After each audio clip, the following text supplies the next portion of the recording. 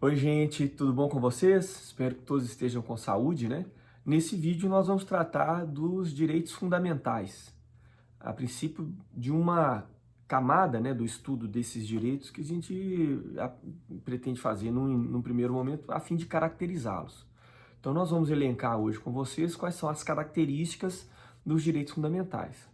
Resgatando tópicos, né, que nós já vimos em momentos anteriores, é importante lembrar o seguinte, que nós estamos tratando de um conjunto de direitos que é constitucionalizado, ou seja, que é inscrito no texto da Constituição, que serve eminentemente para limitar o poder do Estado em face da autonomia privada do indivíduo. Evidentemente que há outras camadas, né, para a gente identificar outros conjuntos de direitos fundamentais que têm finalidades um pouco diferentes, mas a primeira, né, talvez aquela que nos apresenta com mais clareza em relação a esses direitos, talvez com prioridade no texto constitucional, é essa ideia, né, que está relacionada com a ideia de limitação do poder do Estado, né? Evidentemente que o Estado, como tal, ele se evolui, né, se desenvolve ao longo de um processo histórico longo e lento, e na medida em que as necessidades vão se tornando mais evidentes, esse conjunto de direitos fundamentais vai se recheando, vai aumentando de volume, né? Então a gente pode falar que os direitos fundamentais também servem para outras coisas, não só para limitar o Estado, mas, por exemplo, para determinar que o Estado tem obrigações de prestar certos serviços que são úteis para a preservação de certos bens da vida ou de certas características, potencialidades do indivíduo. Então, direitos fundamentais são um conjunto de direitos, os direitos fazem parte de um conjunto que tendem a promover uma, uma ideia, né, que envolve a preservação do homem. A gente pode fazer uma conexão entre direitos humanos, normalmente nós estudamos e utilizamos a expressão direitos humanos quando trabalhamos a ordem jurídica internacional, e com o conceito, né, a ideia de direitos fundamentais. Direitos humanos e direitos fundamentais se equivalem em certa medida, né? Os direitos humanos, uma vez constitucionalizados, podem ser chamados de direitos fundamentais. A ideia de fundamentalidade dos direitos está relacionada com a sua natureza. Evidentemente, nós estamos tratando aqui, vamos falar de características de direitos que já são positivados, mas na essência, esses direitos aqui têm a ver com a própria natureza humana. Então, o direito natural, né, torna-se um dos fundamentos possíveis para que nós possamos levantar da ideia de fundamentalidade dos direitos que nós estamos apreciando agora. Então, a fundamentalidade está nessa ideia de que, independentemente de uma positivação ou não, seriam esses os direitos que passíveis, né, que poderiam ser universalizados diante de um certo contexto, obviamente de um certo contexto ideológico, de um certo contexto histórico, né? Há sempre um conflito entre o que é a universalidade ou o universalismo, né, inerente aos direitos fundamentais e o relativismo inerente a determinadas características culturais de certos povos. Mas isso a gente vai deixar para tratar também em outro vídeo, que pode ser visto com a maior clareza quando a gente trabalha direito internacional. Do ponto de vista dos direitos constitucionalizados, que é o que nos interessam, são eles que nos interessam agora, nós vamos identificar com vocês algumas características, tá? Essas características que eu vou elencar aqui, elas aparecem na doutrina, ou no direito, né, no estudo do direito, às vezes com relações, né, com conjuntos diferentes. Então, um determinado autor aborda um conjunto de características, outro determinado autor aborda outro conjunto. Às vezes o conjunto é mais longo, né, num autor, menos longo, mais restrito no outro autor. O importante para nós aqui é identificar aquelas que são mais recorrentes, aquelas que aparecem com mais frequência nos documentos, nos textos que a gente costuma ler e que vocês também precisarão ler, tá ok? Então, nós começamos com a característica da historicidade. Os direitos fundamentais, eles não foram conquistados em um único momento, numa tacada só. Eles são fruto de esforços, né, que vão sendo feitos ao longo da vida de uma comunidade. Esses esforços são feitos, né, através das lutas sociais, das lutas que a sociedade às vezes desenvolve para poder limitar o poder do Estado ou permitir que o Estado cumpra o seu papel, que é de causar ou de permitir, né, a existência harmoniosa das pessoas numa determinada comunidade. Então, essa ideia de que os direitos fundamentais são frutos de conquistas feitas ao longo da história de uma nação, ao longo da história da humanidade, revela a ideia de historicidade. Se a gente fosse aprofundar um pouquinho na lógica da historicidade, a gente veria, eu já vou adiantar isso para vocês, que os direitos fundamentais podem ser organizados em dimensões ou gerações. A expressão dimensão é mais adequada. A primeira dimensão revela os direitos fundamentais estão relacionados com o postulado da liberdade, pensando aí, né, nos postulados da Revolução Francesa. Liberté, égalité, fraternité. Então, no primeiro momento, né, quando surge, né, a ideia de um Estado liberal, esse Estado se autolimita, se impedindo de avançar exageradamente na autonomia privada do indivíduo. Nesse conjunto de direitos aí, a gente tem as ideias das liberdades civis. Depois nós temos uma outra dimensão que surge quando esse afastamento do Estado, essa redução do tamanho do Estado, acaba gerando algumas consequências, como, por exemplo, a concentração de renda ou a dificuldade de acesso de certos grupos, né, a bens da vida, a serviços, como educação, saúde, por aí vai. Essa nós chamamos de segunda dimensão dos direitos fundamentais, estão relacionadas com o postulado da igualdade. Não da igualdade apenas formal, aquela de que todos são iguais perante a lei, mas uma igualdade efetiva que aparece, né, na vida do indivíduo, né? Nós chamamos de igualdade material. Lembra que o tratamento isonômico ou a chamada igualdade material não se revela quando se dá exatamente o mesmo tratamento normativo a todas as pessoas que convivem num certo contexto. Às vezes essas pessoas têm, diante da realidade, certas deficiências ou certas diferenças que colocam umas em relação às outras em pé de desvantagem, numa condição de desvantagem. Então, se você identifica uma desvantagem de um determinado grupo, é possível que se dê um tratamento normativo mais prestigioso, mais privilegiado a esse grupo, para que a gente possa, ou para que o sistema jurídico possa compensar as eventuais desigualdades reais, né, da vida, chamadas desigualdades materiais. Então, do ponto de vista do direito fundamental, especialmente dos direitos de segunda dimensão, a proposta é que as oportunidades sejam equivalentes. Então, se alguém ou algum grupo não teve as mesmas oportunidades que outros grupos, é possível um tratamento normativo diferenciado entre eles para que seja promovido o equilíbrio. Tá? Para a gente citar alguns direitos, então nessa dimensão, né, na segunda dimensão, a gente citaria os direitos sociais, né? Por exemplo, como eu já disse aqui, saúde, educação, a previdência social, o transporte, a alimentação, a moradia. Se vocês quiserem, deem uma olhada no artigo 6º da Constituição Brasileira que vocês vão ver quais são esses direitos sociais. Tá bom? Bom, teríamos aí uma terceira dimensão e a doutrina cogita de uma quarta e de uma quinta dimensão de direitos, para vocês verem quanto complexo acaba sendo esse desenvolvimento histórico. Eu vou me limitar a falar da terceira dimensão, que envolve, por exemplo, o direito a uma comunicação social, né? O direito a um meio ambiente equilibrado, o direito à proteção do consumidor, né? Do patrimônio histórico. Veja, nesse conjunto de direitos que eu estou mencionando aqui, a gente está trabalhando a lógica, o sistema jurídico está trabalhando a lógica da fraternidade, a preocupação que se deve ter, né, na preservação de certos conjuntos de direitos ou de certas circunstâncias para gerações futuras, né? Então, me limitando, né, em razão da necessidade de ter um vídeo um pouquinho mais enxuto aqui, a esses três primeiros aspectos, ou essas três primeiras dimensões, vocês conseguem, eu acho, que perceber que a evolução e a conquista de direitos fundamentais se dá ao longo de um período de tempo que vem no desenvolvimento da história de uma determinada sociedade, tá? Acompanhando a listinha que eu fiz aqui para falar para vocês, a próxima característica é a característica da historicidade. Então, a próxima característica é a característica da universalidade. A historicidade foi a primeira que eu selecionei. Historicidade. e depois vem a universalidade. Qual que é a ideia de universalidade?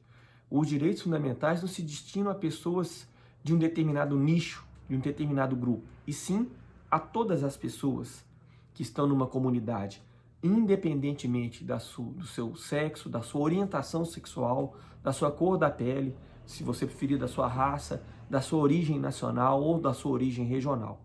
Então, nenhum argumento que não possa ser relacionado à manifestação da vontade de uma pessoa, no sentido assim, eu posso fazer determinadas escolhas, características que não são passíveis de escolhas em relação aos indivíduos, não são levadas em consideração para tratamentos diferenciados. Essa ideia de universalidade está relacionada aí.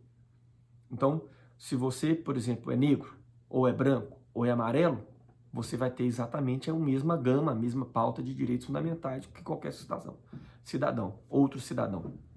É importante lembrar que os direitos fundamentais se destinam, enquanto pessoas que são titulares do exercício desses direitos, tanto as pessoas físicas quanto as pessoas jurídicas. Evidentemente que a natureza de alguns direitos não é compatível com a natureza da pessoa jurídica. Por exemplo, o direito de liberdade de locomoção. É óbvio, mas é preciso mencionar isso. Mas como destinatários, podemos dizer que são destinatários dos direitos fundamentais, tanto as pessoas físicas quanto as pessoas jurídicas, e eu já quero repetir, mas já falei, independentemente de qualquer qualidade que essa pessoa tenha, especialmente aquelas qualidades que não estão relacionadas com a sua vontade, que elas não podem dominar voluntariamente. Tá? A exemplo da cor da pele, para ficar bem claro aí esse tratamento, ou essa noção, ou do sexo, ou eventualmente da orientação sexual. Bom, então universalidade está nesse sentido. Tá? Lembra que esse contexto de universalidade que eu trabalhei aqui tem a ver com quem são os destinatários. Para completar a informação, é preciso dizer para vocês que dentro do Brasil, no Estado brasileiro, segundo a nossa ordem constitucional e até infraconstitucional, não se pode fazer distinção, exceto algumas distinções que a própria Constituição apresenta, entre cidadãos nacionais ou cidadãos estrangeiros. Então, os direitos fundamentais também são destinados aos estrangeiros. Tá? É importante dizer isso. Repito, há algumas distinções de tratamento que a Constituição permite em relação ao brasileiro nato e naturalizado. Veremos mais à frente. E, é claro, também em relação a estrangeiros. Mas quando estamos falando de direitos fundamentais, especialmente aqueles que estão no artigo 5º da Constituição da República Federativa do Brasil, esses aí são sim, assim também como os direitos sociais, destinados aos cidadãos estrangeiros. E com isso a gente verifica essa ideia de universalidade. A próxima característica que eu separei é da limitabilidade. Então, os direitos fundamentais, e essa aí é uma característica importante para nós, porque ela conecta com o princípio da proporcionalidade que eu falei no vídeo anterior. Os direitos fundamentais, eles não são absolutos. Então veja, limitabilidade tem a ver com outra característica, são nomenclaturas utilizadas pela doutrina, que a gente chama de relatividade. Os direitos fundamentais não têm caráter absoluto. Em que sentido isso? Há situações em que eles podem ter o seu espaço de proteção reduzidos. Então, há a possibilidade de, através de uma atividade infraconstitucional, de uma atividade do legislador infraconstitucional, do Parlamento, do Congresso Nacional, Câmara e Senado, estabelecerem limites ao exercício de direitos fundamentais.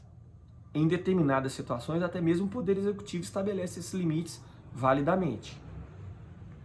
O importante é a gente lembrar que os limites que podem ser determinados em relação ao exercício de direitos fundamentais também têm limites. E é nessa conjuntura dos limites, que a gente encontra a aplicação para o princípio da proporcionalidade que a gente estudou lá em hermenêutica. Então, a proporcionalidade, que na versão americana também é chamada de razoabilidade.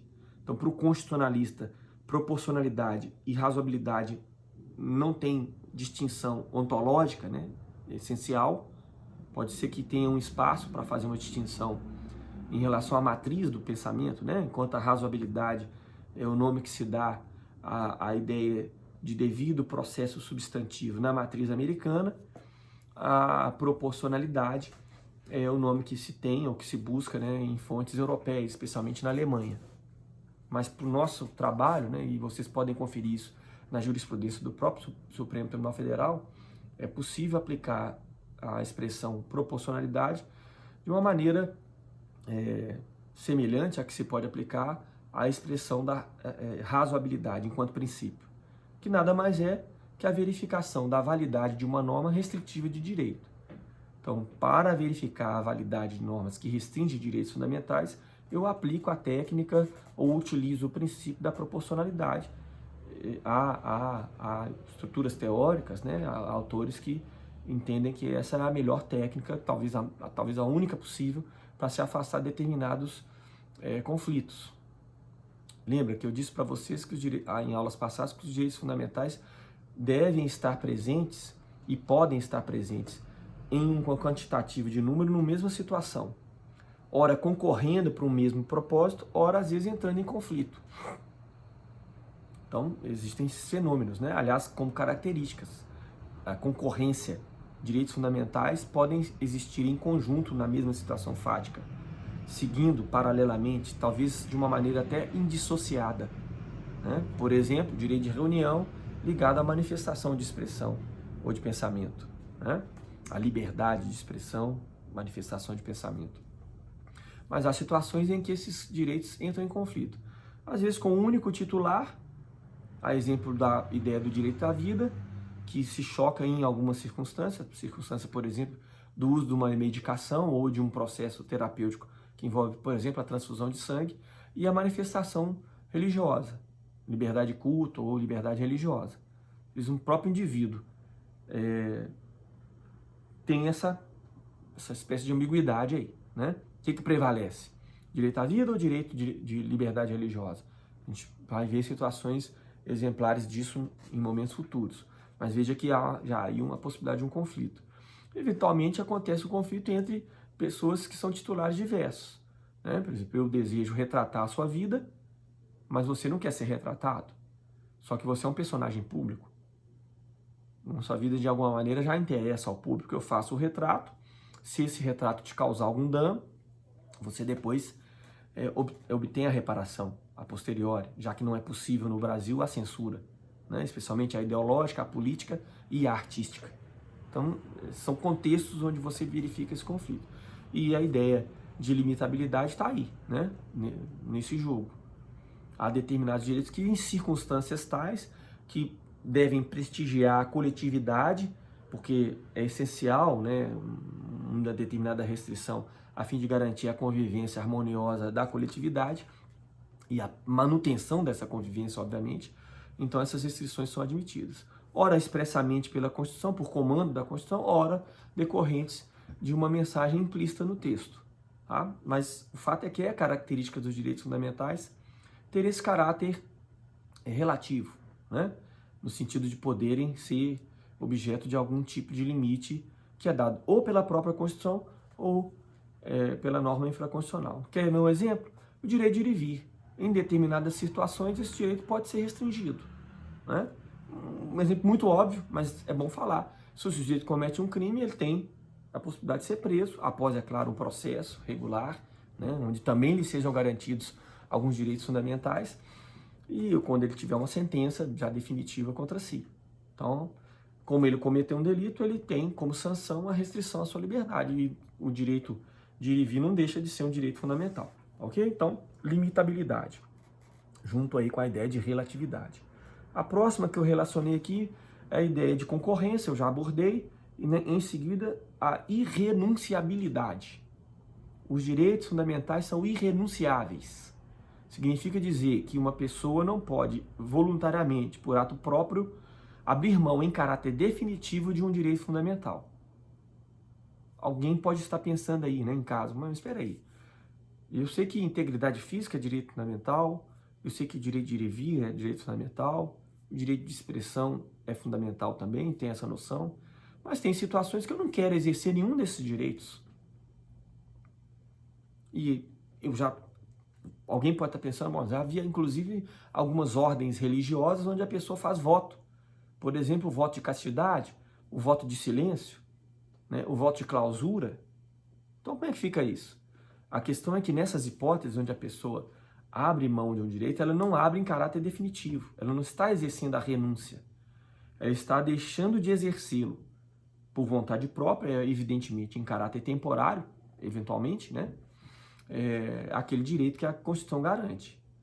Quer dizer que, uma vez manifestada a ideia de não exercer o direito naquele momento, se você mudar de ideia no futuro, você continua tendo intrinsecamente a oportunidade de exercê-lo. É porque, se a gente perceber bem como é que funciona a lógica do Instituto da Renúncia, uma vez acontecido, né, no direito civil, isso é bastante estudado, a renúncia, você não poderia resgatar o direito do qual você renunciou. É essa a ideia. Isso não acontece quando nós estamos falando de direitos fundamentais. Você pode eventualmente deixar de exercer o direito, mas quando você tiver interesse, ele vai estar ali à sua disposição. Então, os direitos fundamentais são irrenunciáveis. Próxima característica que eu relacionei aqui, a inalienabilidade. Parecido, né, com a ideia de renunciabilidade, né, direito civil, às vezes a gente vê isso aí. Veja, quando a gente fala que um objeto é alienável, nós estamos dizendo que ele está à disposição para ser colocado em comércio. É uma coisa que está passível de ser comercializada. Uma coisa alienável. Eu posso transferi-la por ato entre vivos, né? Você compra o meu carro, receba a contraprestação e te entrega o carro. Então, os direitos fundamentais em si são inalienáveis. Eu não posso colocá-los no comércio, entregá-los a troco, né, ou em troca de um valor financeiro. Eles não têm valor financeiro, não têm valor econômico. Não são passíveis de serem estimados, vamos dizer assim, né? Veja, eu posso comercializar algo que é da minha propriedade? Posso. A propriedade é um direito fundamental no nosso sistema, né? Propriedade privada é um direito fundamental no nosso sistema. Pode conferir lá no artigo 5º, vocês vão ver a menção ao direito de propriedade. Mas eu posso vender a minha casa, vender o meu carro. Então, não podemos confundir, né? O objeto que é colocado, o objeto que é da minha propriedade e que eu coloco no comércio, com o próprio direito de ter propriedade. Então, o direito de ter propriedade, que é esse o direito fundamental, é inalienável. Mas a coisa que eu tenho na minha propriedade, eu posso transferir, né? Passar de alguma forma, por algum método, para frente, vamos dizer assim. Então, acho que a gente consegue identificar a ideia de inalienabilidade do direito fundamental, mas que, eventualmente, alguns desses direitos vão incidir sobre objetos que são coisas dentro do comércio, né? A próxima que eu coloquei aqui, imprescritibilidade. A característica da imprescritibilidade. O que é prescrição? Sabemos o que é prescrição? A prescrição é a perda de um direito em razão do seu não exercício no decurso de um certo tempo. Temos prescrições aquisitivas no sistema jurídico brasileiro.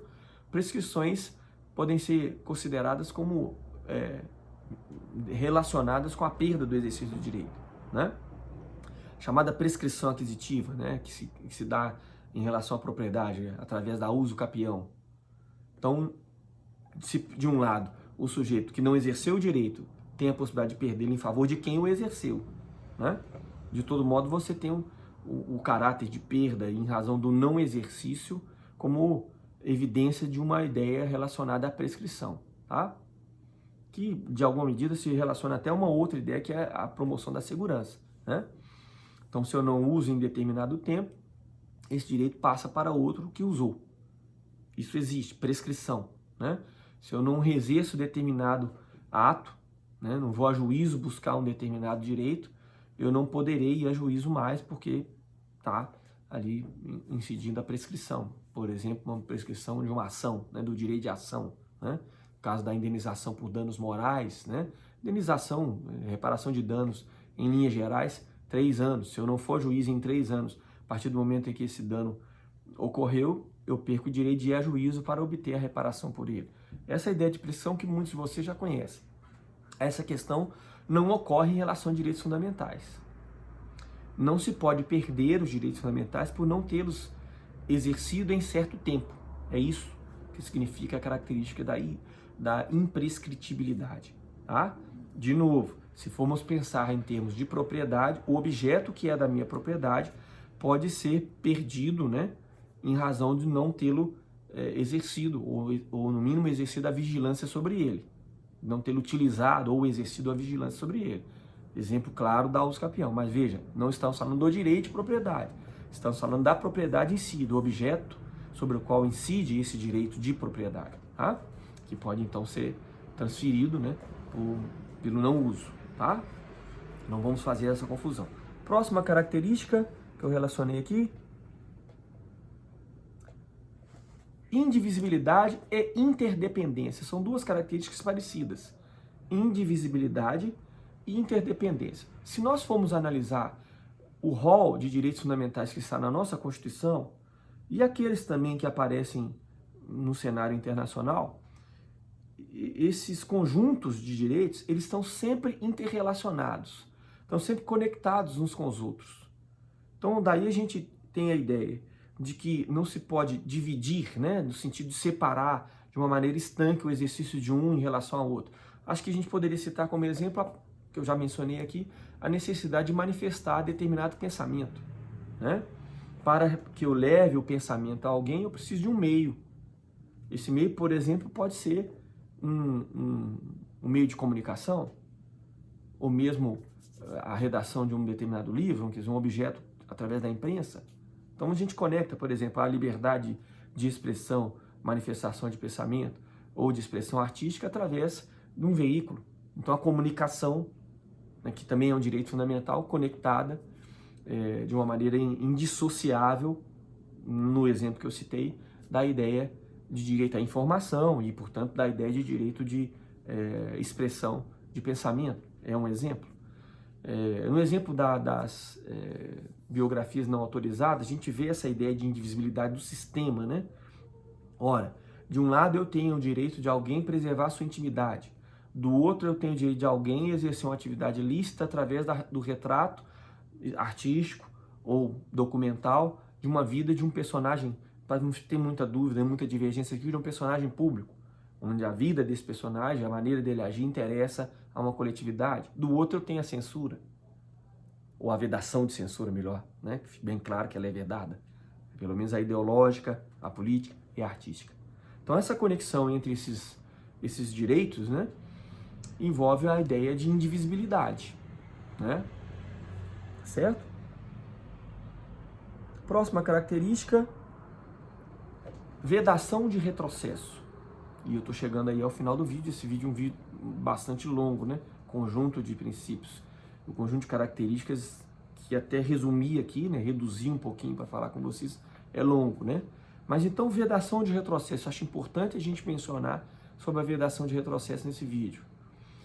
Bom, como eu disse, né, lá no início do vídeo, os direitos fundamentais são conquistados ao longo da vida de uma comunidade. É um processo histórico de conquista e de aumento dessa pauta de direitos, né?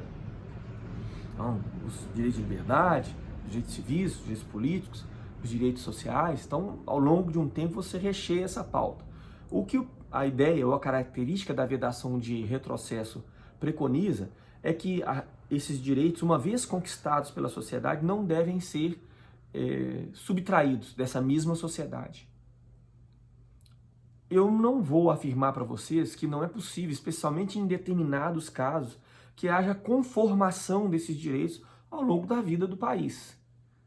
Obviamente para ampliar, quando necessário, mas muitas vezes é necessário para conformar com as novas realidades sociais. Conformação implica, em alguma medida, redução.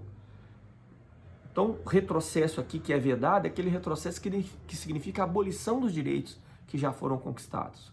É importante a gente ter essa afirmação, porque senão você vai sair daqui do vídeo com uma ideia equivocada, ao meu ver, de que, por exemplo, não teria sido possível fazer uma reforma da Previdência, porque a Previdência é um direito social e que a reforma, como ela exigiu mais rigores para a conquista desses direitos, estaria promovendo um retrocesso social.